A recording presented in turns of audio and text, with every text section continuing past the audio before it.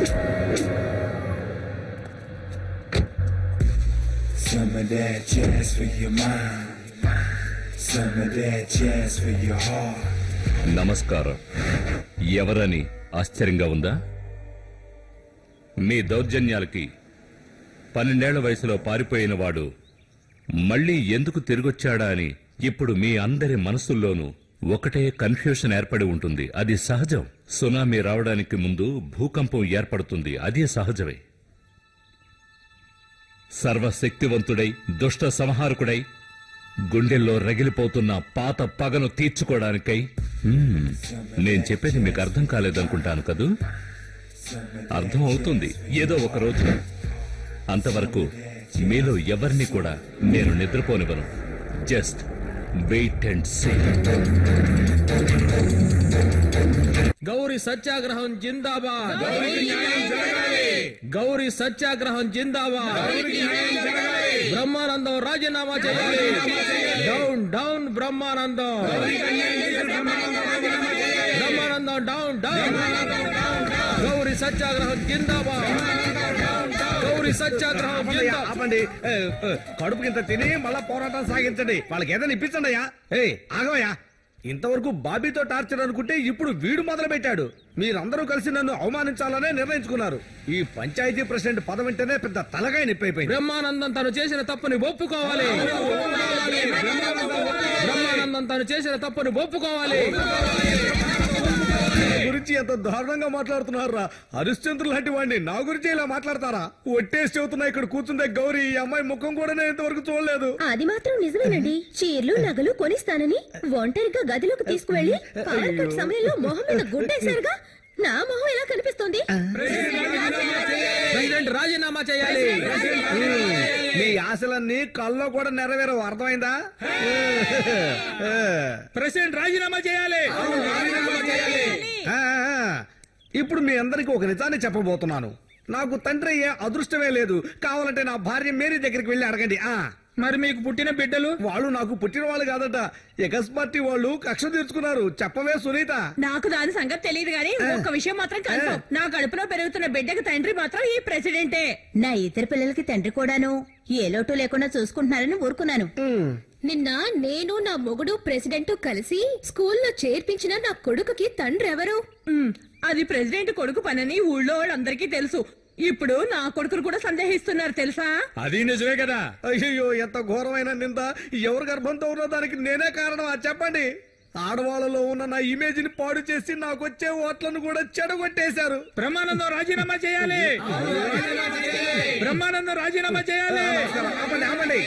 మా అమ్మాయి మ్యాటరు. మీ అమ్మాయికి నాకు ఏ మ్యాటరు లేదు. మీరు ఇలా మాట్లాడడం ఏం బాలేదు. నాకు పని కావాలి. మీరు ఇక్కడే ఉండండి. ఈ అమ్మాయికి ఏదో ఒక ఉద్యోగం ఇప్పిస్తాను. నాన్నల చితికి నిప్పంటించి ఊరొదిలి పారిపోయానే భయంతో. ఆ గాలి బ్రదర్ సాగడాలు తట్టుకోలేక పారిపోయాను. ఎక్కడికో ఎందుకో గమ్యం ఏంటో తెలియని ప్రయాణం. అలా పరిగెడుతూ పరిగెడుతూ నాకేమాత్రం పరిచయం లేని ముంబైకి వెళ్లి చేరుకున్నాను. ఆ మహానగరం చేరుకున్నాక ఆకలి కడుపుతో ఉన్న నాకు ఒక కేక వినిపించింది. ఓ చావు కేక. ఆ భయంకరమైన దృశ్యాన్ని కళ్ళారా చూశాను. ఎవరో ఓ వ్యక్తి ఓ సేటు కంఠంలో బలంగా కత్తిని గుచ్చాడు. రక్తపు మడుగులో కొట్టుకుంటుంటే అతన్ని పట్టించుకోకుండా ఆ సేటు దగ్గరున్న డబ్బుని నగల్ని తీసుకుని వెనక్కి తిరిగి చూడకుండా పారిపోయాడు. ఆ సంఘటన నా మనసులో భయాన్ని కలిగించలేదు. నాకు కొత్త దారిని చూపించింది. మాఫియా ముఠాలతో సంబంధాలు ఏర్పరచుకుని ఆ మహానగరంలో ఓ పెద్ద డాన్ గా అవతరించాను. ఇప్పుడు స్విస్ బ్యాంకులో కోట్ల కొద్ది నల్ల డబ్బును దాచిపెట్టి ఇక్కడికి రావడానికి కారణమేంటో నీకు ఎన్నోసార్లు చెప్పాను. ఆ గాలి కుటుంబం మొత్తం నా చేతిలోనే అంతమవ్వాలి. అదే నా ఆశ. కొట్టవరా దెబ్బ. నువ్వేరా సరైన మగాడివి. ఎలుగుబంటి ఆనంద్ కొడుకు గణేష్ నువ్వే అని తెలియగానే అభినందించాలనుకున్నాను. ఆ రోజు చర్చి ముందు నువ్వు పీకిన క్లాసు నేనింకా మర్చిపోలేదు. వద్దు గణేష్.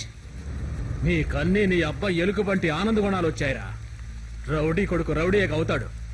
ఈ శకుని మామ దగ్గర చేరావుగా, ఏదో ఒక రోజు నువ్వు వీడి కుట్రలోనే చేస్తావు. ఆయన మీద చెయ్యేస్తే షూట్ చేస్తాను. గణేష్, ఆయన మీద చేతి నేను కాల్ చేస్తాను. గుండెల మీద కాదు, నొస్ట మీద. Any doubt? మళ్ళీ నువ్వు ఓవర్ యాక్టింగ్ చేసావో ఏ గణేష్, నీ మెడకాయ మీద తలకాయ ఉండదు. వెళ్ళిరానా బ్రదర్?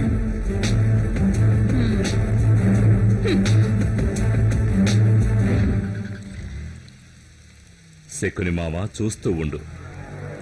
నేను ఆడే ఆటలో వాళ్ళెలా చిత్తుగా ఓడిపోతారు.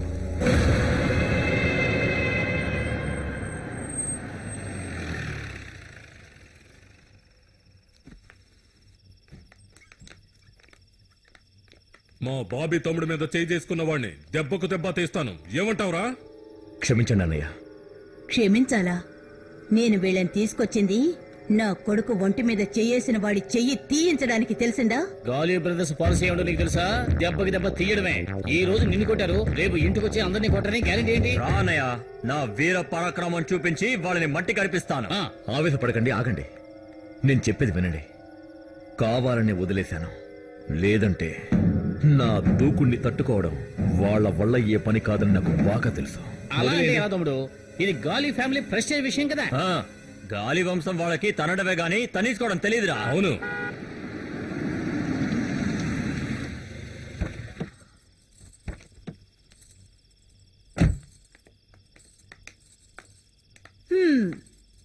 మనం ఎక్కడికి వెళ్ళొస్తున్నామన్నది వీళ్ళందరికీ బాగా అర్థమయ్యేట్టు చెప్పండి అంకుల్. ఆడది ఆదిశక్తి అంటారు, అది నిజమే కదా. మన బాబీని కొట్టించిన వాళ్ళ దగ్గరికి వెళ్లి ఒక దులుపు దులిపింది ఈ ఝాన్సీ రాణి. నిజంగానా ఝాన్సీ? తుపాకీ వాడి తల మీద పెట్టి ఏం డైలాగ్ కొట్టిందో మీరు కూడా చూసుంటే బాగుండేది. ఆడదానమైనా వాళ్ళని అదరగొట్టి బెదరగొట్టి వచ్చావు. మన గాలి కుటుంబం పరువు నిలబెట్టావు. నాకు చాలా సంతోషంగా ఉందమ్మా.